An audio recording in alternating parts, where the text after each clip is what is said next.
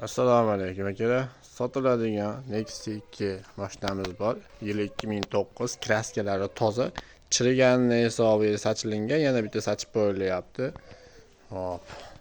Yurganlari 290 ming, 300 mingga yaqinlashib qolgan ekan akalar. Salon holatlari yaxshi, balonlari yedirilib qolgan ozroq. Salonlari yaxshi, o'rta holatda. Yomon emas. Mana ko'rishlarim mumkin. Balonlari bis yo'q bo'pti salkam, lekin mashina hamma joyi radnoy. Hop, o'zim shaxsan o'zim tekshirdim. Bu yerda jicha chiriganiga sepib qo'yilgan. Oldilari butun, orqalari butun, hech qayerda kraska bo'lgan yeri yo'q. Mashina tekis, bitta-ikkita nimalar kitobga joylari bor, ularni qilib qo'yamiz. Keyin go'zal bo'ladi mashinamiz. Mashinani 3000 dan kamiga berib yuboramiz, ozroq beramiz. So'rasizlar. Keyin bizda kuzov ishlari ham bor. Ustaxonamiz yangilik uchun через internet ish qilyapmiz akalar. Ancha-muncha bitta-ikkita ish qildik. Xudo xolasa kelsanglar xizmat ko'rsatamiz. Kela olasizlar akalar.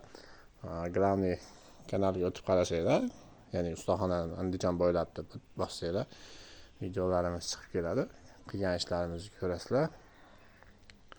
Hop, Instagramda ham qo'yapmiz videolar.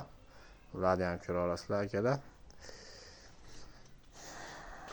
Kraskalar toza, mana shu kitobga joylari bor.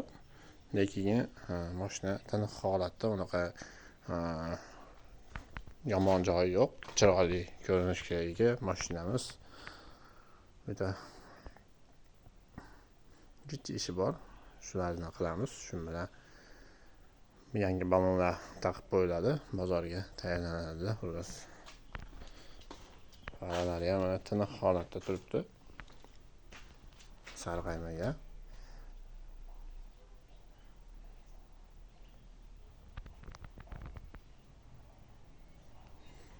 Keyin bizda og'ir urilgan, strashniy urilgan mashinalarga ham nimamiz bor, sharoitimiz bor.